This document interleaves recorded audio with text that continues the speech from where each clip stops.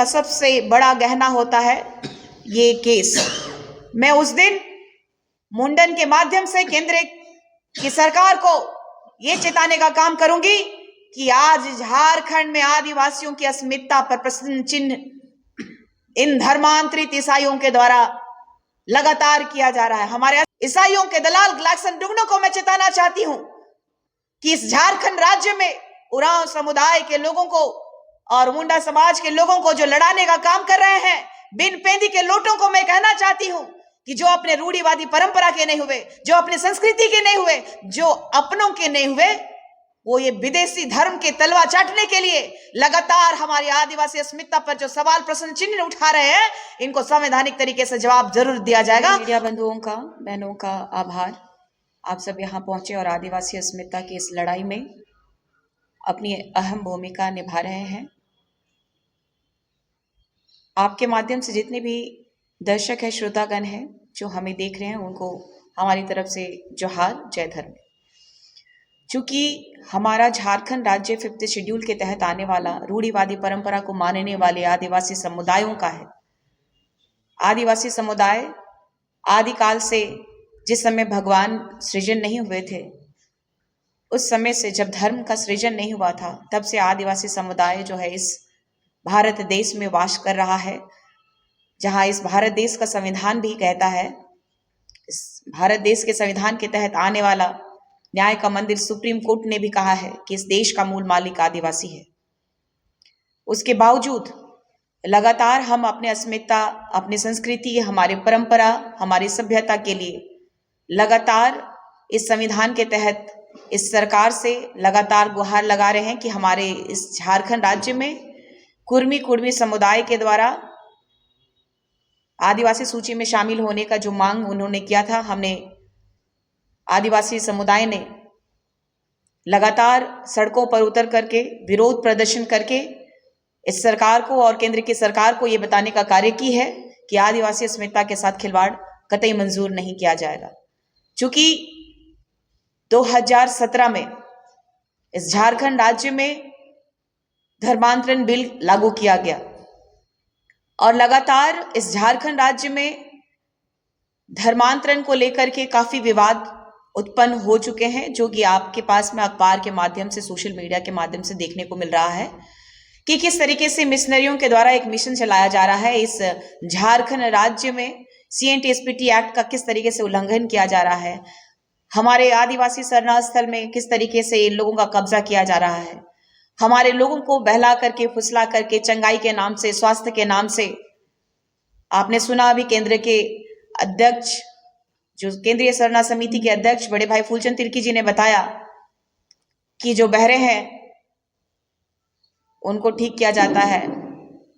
जो बोल नहीं पाते हैं उनको ठीक किया जाता है, जो लोग अस्वस्थ हैं उनको ठीक किया जाता है। तो हमारे भारत देश में ही नहीं, हमारे झारखंड में ही नहीं, ये विश्व में फिर अस्पताल क्यों बनाया गया? हॉस्पिटल्स नहीं होना चाहिए था। लोगों को ठगा जा रहा है, गुमराह किया जा रहा है। और ऐसे में आदिवासी समुदाय जो अग्रिम पंक्ति पे होना चाहिए, इस भारत के संविधान का सम्मान लगातार किया है, लेकिन संविधान ने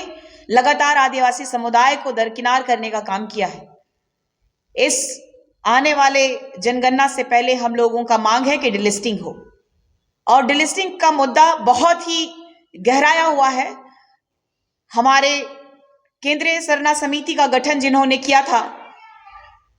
इस भारत में जब भी आदिवासी अस्मिता की जब बात आती है, धर्मांतरण का जब भी मुद्दा होता है, तो हमारे पंखराज बाबा कार्तिक उरांव जी को याद किया जाता है। उन्होंने भी इस संविधान के तहत जब सांसद थे, तो संसद भवन में उन्होंने उस समय वर्तमान की जो केंद्र की सरकार थी, स्वर्गीय इंदिरा गांधी जी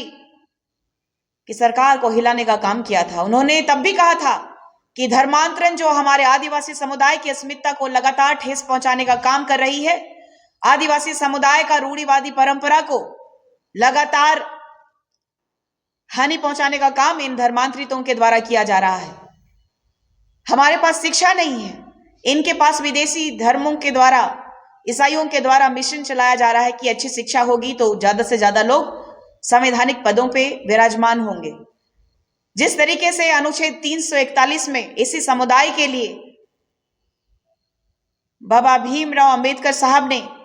एक कड़ा कानून बनाया था, एक नियम बनाया था कि ऐसे समुदाय के लोग यदि धर्मांतरित कर मुसलमान और ईसाई बनते हैं तो आरक्षण समाप्त होना चाहिए। हम सरना आदिवासी भी केंद्रीय सरना समिति के द्वारा पूरा झारखंड में डिलिस्टिंग का मांग करते हैं और 12 दिसंबर को राजभवन के समक्ष एक उलगुलान करने के लिए सरना समिति तैयार है। और उस समय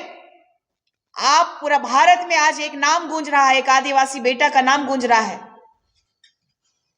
जो कि नक्सली के रूप में मारा गया, हिड़मा। दुख की बात है कि आदिवासी समुदाय आज भी इस संविधान के तहत आने वाला लगातार न्याय का मंदिर भी लगातार ये कहते रहा है कि आरक्षण दिया जाए, हमारी विकास का कार्य किया जाए, लेकिन फिर भी आदिवासी समुदाय में क्यों नक्सल बन रहे हैं लोग? क्या कारण है कि विकास हम तक नहीं पहुंच पा रहा है? तो ऐसा और कोई आदिवासी दूसरा हिड़मा ना बने, इसलिए इस संविधान को और इस सरकार को और केंद्र की सरकार को चेतना होगा कि आदिवासी समुदाय जो कि हमेशा संघर्षशील रहा है अपने अस्तित्व को बचाने के लिए, अपने समुदाय को बचाने के लिए, अपनी रूढ़िवादी परंपरा को बचाने के लिए, तो मैं केंद्र की सरकार को झकझोरना चाहती हूं, क्योंकि वर्तमान की झारखंड की जो सरकार है, एक आदिवासी बेटा आज आदिवासियों को दरकिनार करके लगातार ईसाई और मुसलमानों को फेवर देते हुए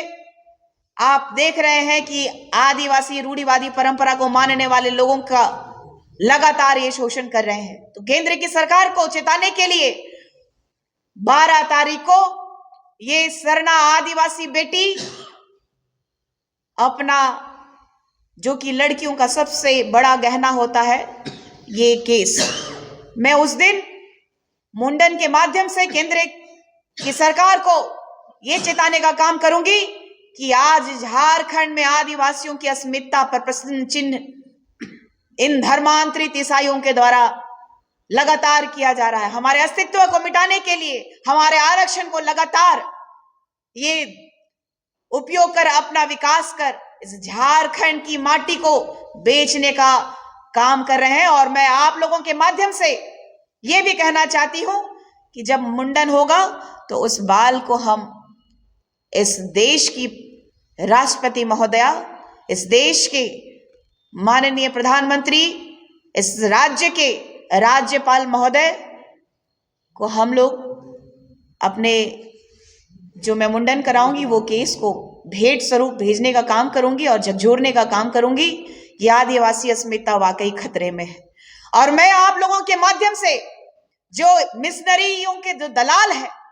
जो उन लोगों का ठेका लेके रखे हैं, यहां से वेटिकन तक में इन लोगों का एक छत्र, एक कार्य रहता है कि किस तरीके से धर्मांतरण कराना है और हमारी जो जमीनें हैं उनको किस तरीके से मिशनरियों के हाथों में बेच देना है। तो धर्मांतरित ईसाइयों के दलाल ग्लाक्सन डुगनो को मैं चेताना चाहती हूं कि इस झारखंड राज्य में उरांव समुदाय के लोगों को और मुंडा समाज के लोगों को जो लड़ाने का काम कर रहे हैं, बिन पेंदी के लोटों को मैं कहना चाहती हूं कि जो अपने रूढ़िवादी परंपरा के नहीं हुए, जो अपने संस्कृति के नहीं हुए, जो अपनों के नहीं हुए, वो ये विदेशी धर्म के तलवा चाटने के लिए लगातार हमारी आदिवासी अस्मिता पर जो सवाल प्रश्न चिन्ह उठा रहे हैं, इनको संवैधानिक तरीके से जवाब जरूर दिया जाएगा। और केंद्रीय सरना समिति ऐसे ऐसे दलालों को हमारे झारखंड राज्य में उनकी जो मंशा है, जो ईसाईयत को इन लोगों का जो वर्चस्व कायम करने का जो यहाँ झारखंड में मंशा चल रही है, इसको हम लोग नेस्तनाबूद करने का काम केंद्रीय सरना समिति के द्वारा करेंगे। धन्यवाद।